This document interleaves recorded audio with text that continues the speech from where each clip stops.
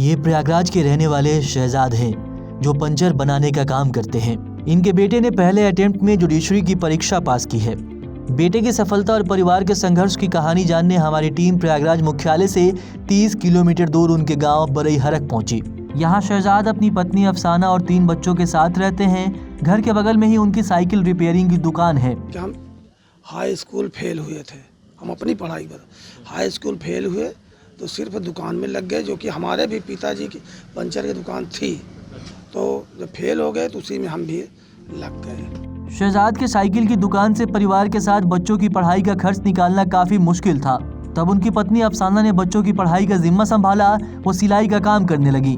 उससे जो पैसे आते वो बच्चों की पढ़ाई में लगाती।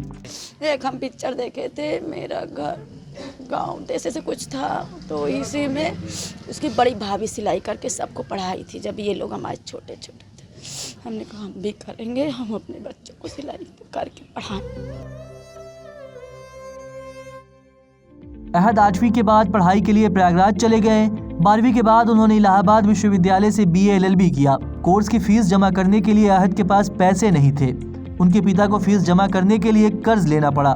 पढ़ाई के बाद उन्होंने वकालत शुरू की, लेकिन उन्हें अपने खर्च के लिए पिता से पैसे लेने पड़ते थे। आर्थिक परिस्थितियों के कारण मुझे लगा कि अब LLB करने के बाद प्रोफेशन में अपना करियर बनाया जाए, क्योंकि ज़्यादा दिन घर पे बैठना मुश्किल था। उसके बाद फिर लॉकडाउन लग गया, तो मैंने सोचा क्यों ना तैयारी कर ली जाए, इस मौके का फ़ायदा उठाया जाए। तो मैंने घर पर ही रहकर पूरी तैयारी की, और कोचिंग वगैरह तो मैंने कहीं की नहीं, लेकिन पनेसिया लॉ क्लासेस की सिद्दीकी सर थे, उनके मार्गदर्शन में मैंने टेस्ट सीरीज की।